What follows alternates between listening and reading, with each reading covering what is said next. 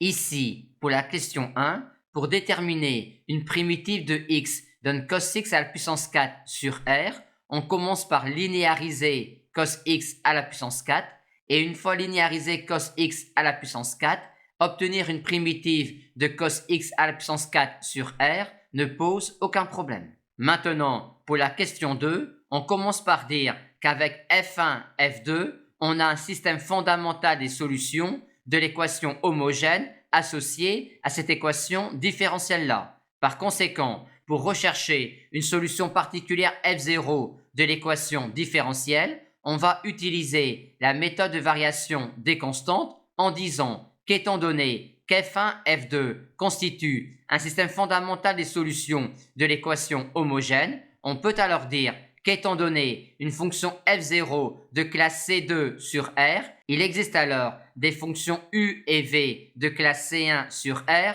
telles que cela. Et on peut déjà dire, étant donné l'expression que l'on a de f'0, que les fonctions U et V vérifient cette relation-là. Maintenant, pour déterminer à quelles conditions nécessaires et suffisantes sur U et V, F0 est solution particulière de cette équation différentielle-là, on va dériver la ligne donnant f'0, ce qui nous donne cette expression-là de f seconde 0. Ensuite, quand on fait 1 fois f0 plus 1 fois f seconde 0, les termes U et V disparaissent étant donné que f1, f2 sont solutions de l'équation différentielle homogène, et par conséquent, on a alors que f0 est solution de l'équation différentielle si et seulement si U'F'1 plus V'F'2 est égal à cos x au cube. Ainsi, U' et V'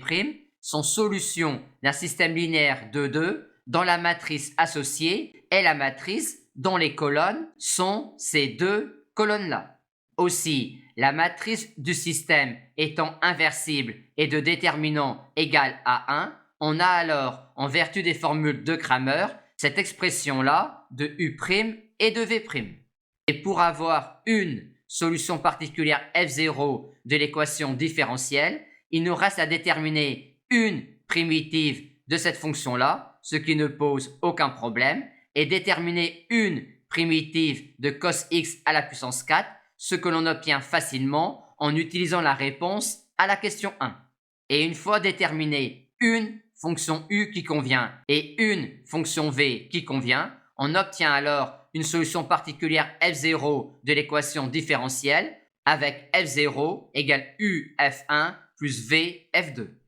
Et la forme générale des solutions de cette équation différentielle-là sur R est alors lambda f1 plus mu f2 plus f0 où lambda et mu sont des réels quelconques.